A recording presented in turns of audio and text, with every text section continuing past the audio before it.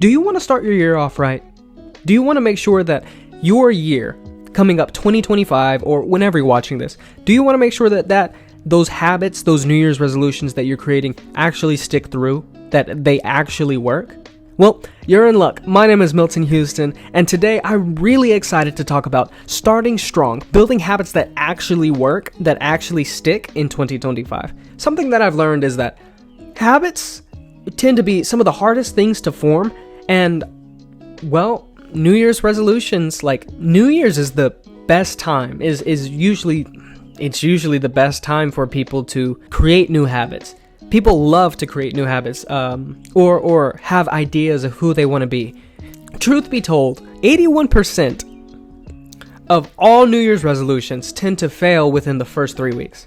You know, the new year can be a time where we're excited for the new year. We're excited. It's like it gives us a new opportunity to grow, to improve, to become better. But it also introduces the opportunity for despair. And so today, I really want to talk about creating those habits, building those habits that actually stick. And that's the whole reason I'm creating this video. I want to give you guys some thoughts and some practical tools that you can use to start your year off strong. So hey, with that being said, let's jump straight into the content. Now, before anything, I want to start off with a statement that I actually learned from reading the book Atomic Habits by James Clear. It's an amazing book. I would highly recommend anybody to read it. But this statement is such a good statement, and I think more people need to know about it. It basically reads, "We don't rise to the level of our goals, but we fall to the level of our systems." It doesn't matter the height of our goal. It doesn't matter how big of a goal that we create. If our systems aren't right, if we don't have successful systems, if we don't have processes or a template, so to speak, then it doesn't matter our goal, because at the end of the day, it is the system that really determines everything. And so I want to start off by sharing with you guys a system that will help you start well. So if you want to start this new year off strong, if you want to start this new year off successfully, here's how we all should start our habits, really. The first point, I would say, if you're going to start successfully, if you're going to start strong, you have to start small. One of the biggest mistakes that I see a lot of people make is that we tend to jump in the deep end. We don't know how to swim, and we're jumping straight into the deep end. It's not beneficial. It's like having no gardening experience, and yet we want to plant a whole vineyard. And so when it comes to starting habits, starting strong, starting successfully, the first point I would say is to start small. And that starts with, well, starting small. Break down your goals into something that's manageable. Something I've heard a lot about is the 2-minute rule, which basically says, hey, if you have a goal or if you have a habit that you want to create, how can you break that down into 2 minutes? Let's say, for instance, you're reading. How can you break that down into a 2-minute task? Well, instead of reading a chapter, you may read a paragraph. Depending on your strength, just getting started. Because honestly, it's a lot easier to keep momentum than it is to start a project. Always make 2 minutes your goal. And if you can go longer, go longer. This is the way that I had to learn how to read. It's like, okay, I want to read all of these books, but I just can't. So I give myself grace and I start small. Because starting small really does work. It really does add a lot of benefit. The second point that I'd like to make is that if you're going to start off strong, you need to start specific. So many of us have what goals? This is what I want to do, or this is what I want to achieve, or this is what I want to read, or to do, or to find, or to keep. But a bigger question that really comes up after what is why? And then another question after why is how? The way that I've learned to structure my goals, and I think it's just really beneficial, is to understand, okay, what is the goal? Why am I trying to reach it? And then how do I do that? Starting off with what? That's just identifying the object, identifying the thing you want to do, experience, create, feel, and then asking yourself why. That's a values question. This is the goal that I have. What does it say about what I value? Your value could be a multitude of things.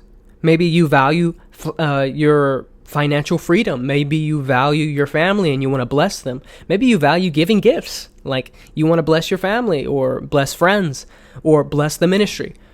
Whatever it is that goal the best way to reach that value? And so asking yourself, what is the goal? Why do I want to reach it? And then finally, after you've gone over and you've figured out that your motives are pure, how do I actually do that? How do I actually reach that goal? What systems, what strategies will I put into place in order to gain or to keep that thing in which I value, or to move towards that goal, which adds a lot of value to me? And I would say that when it comes to creating a strategy, two things that I found that really benefit me, that really help me keep me accountable, is to have people accountability and measurement accountability. I have people in my corner because a goal that's not shared isn't safe. They hold me accountable. As soon as I tell them, I'm setting an expectation for myself, and I'm also they're also holding me accountable and saying, you know what, you're going to finish this. You're going to finish what you started. And maybe you won't reach the goal when you thought you would, but we're not changing the goal. We're changing the timeline. People really test your motive. They'll test and purify your motive. Not only will they test it, but they'll purify it. So I think that people accountability is a really good thing if you have the right people in your corner. And also measurement accountability. I love this statement that says, a goal that is not measured is not managed. And I think that's such a wonderful statement. A goal that is not measured is not managed. It could be a big thing to want to read paragraphs and paragraphs, but having a system of measurement. For me, my system of measurement comes in a couple different ways. I journal every day, and so I figure like, hey, did I read today? It was a productive day if I at least read. That's how I determine, like, hey, that's a system of measurement for me. Another system of measurement could be like a days in the row counter. Another system of measurement for me is, do I have the books that I've underlined, that I've marked up, do I have them all transcribed into my notes app? Finding a measurement system and finding a accountability system, just a form of accountability, will really make sure that you can actually move forward. So start small, start specific. The third thing I would say is to start simple. Basically, how do you reduce the friction between A and C? Because B will always come. How do you make sure that A and C can be as close together? I remember when I first started learning how to play instruments. The first thing that I ever picked up was a guitar.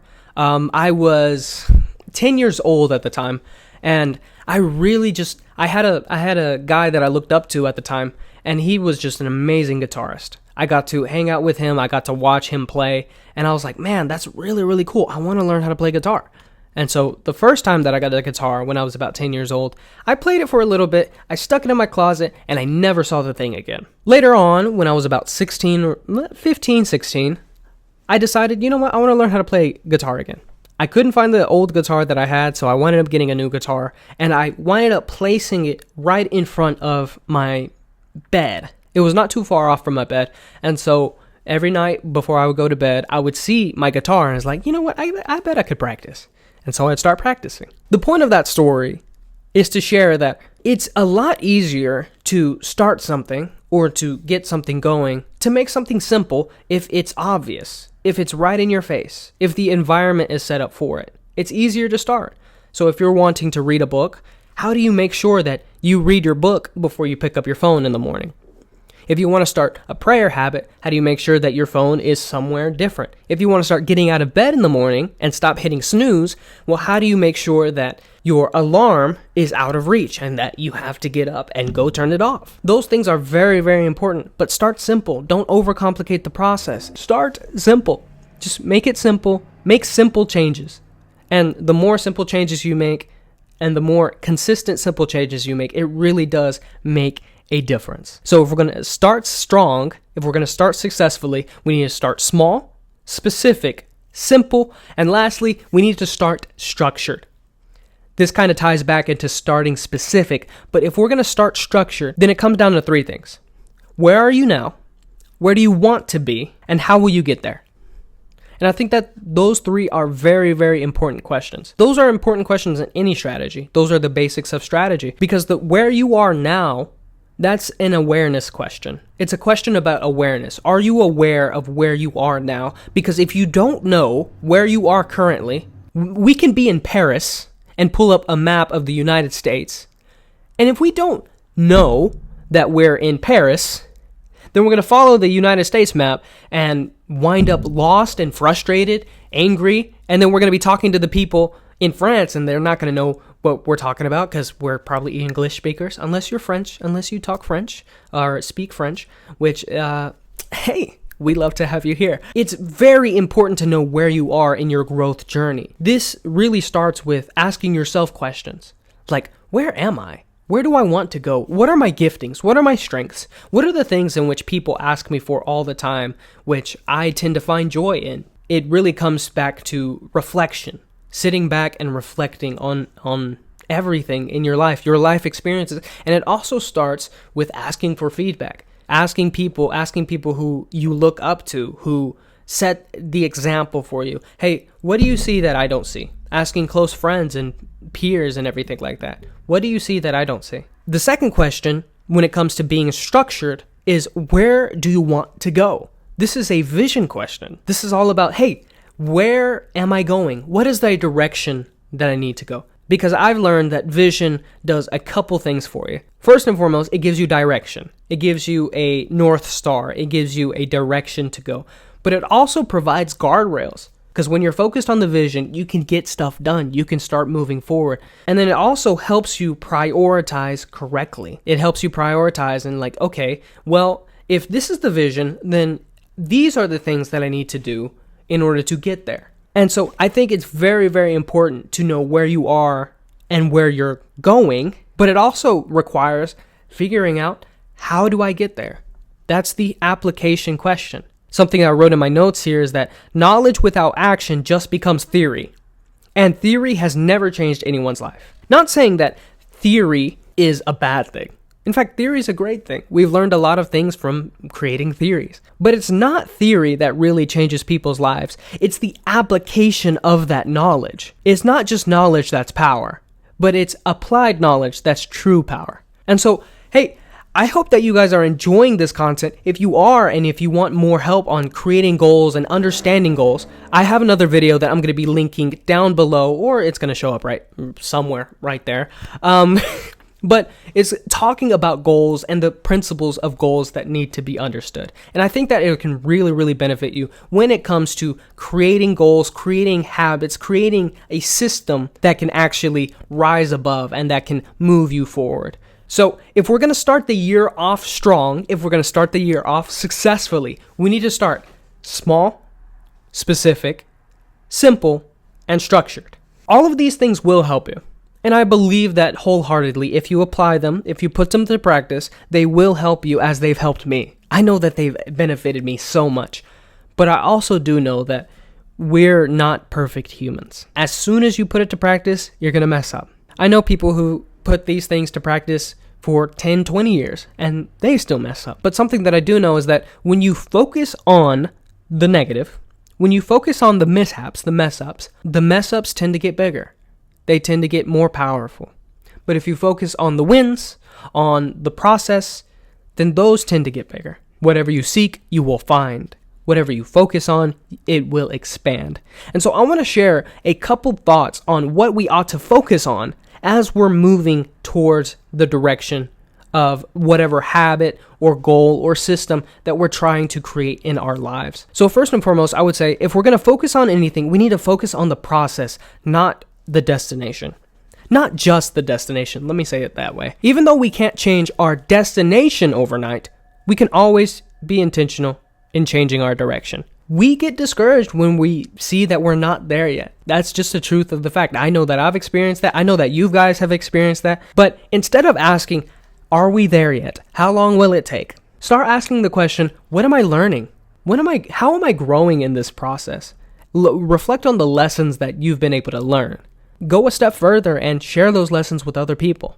It's not the destination that changes a person, but it's truly the process. The process prepares you for the destination. I would also say focus on the small wins, not the small mistakes.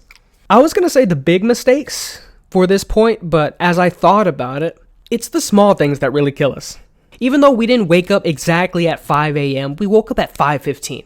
And so many of us can sit back and be like, oh man, I suck. Why didn't I do better? But hey, you woke up. You got done. You got it done. You did the thing. You disciplined yourself. If you are making a change and if you are moving forward, focus on the wins, not the mistakes. That doesn't mean to disregard them. That doesn't mean to be like, oh, well, my mistakes don't matter. Grace covers them. Because grace, yeah, it saves you from expectation. You're not expected to be perfect. Like, you're not expected to be the best person ever. But it doesn't save you from effort. Focus on the wins. Think about the things. Think about these things. The things that are true, that are honorable, that are lovely. Because what we focus on really does expand. So let's focus on the small wins. Let's celebrate the small wins. And let's also learn from the small mistakes. And let's learn from the big mistakes. And that takes me into our third point, which is to focus on becoming strong for the new year. I would say focus on the lessons, not the failures. We always make mistakes. We always will make mistakes until Jesus comes back. But I've learned that mistakes only become failure when we fail to learn from them. I know for me in my life, it's easy for myself to make a mistake, get right back up, and hope that nobody saw my mistake. And then I'll wind up getting punched back down again by the same thing. And I'll be wondering, God, why? Why am I still suffering? And yet I'm not being intentional with focusing on that growth. If you really want to make a difference in your life, if you want to start 2025 and so on strong, focus on the lessons. Focus on the things that you can learn from. Be willing to sit in the failure, to sit in the mud, to really contemplate and think. Because one thing that I do know is that as a man thinketh in his heart, so is he. How you think will really, really determine your whole life. If we're not thinking properly about failures, but instead just thinking that we are a failure, thinking that one small mistake makes us a failure, then we're not being great. We're not learning. We're not growing. We're not getting any better. We truly do become failures when we start thinking that we are. And so as a call to action, let's be intentional in taking these lessons and really applying them to our lives. Well, I hope that this content has really, really added value to you. Hopefully that it's added an immense amount of value, and I just get so much joy out of sharing things like this. If you like the content, please feel free to comment down below. I'd love to know, hey, what did you learn? And how can you apply it? What did you learn and how can you put it to practice? I would love to hear your ideas. Hey, maybe if you want to drop a video idea of something that you'd love to learn or to know, leave it in the comments as well. But hey, thank you guys so much for being here, for watching this video. My name is Milton. Thank you guys for joining me. And until we meet again, stay safe and God bless.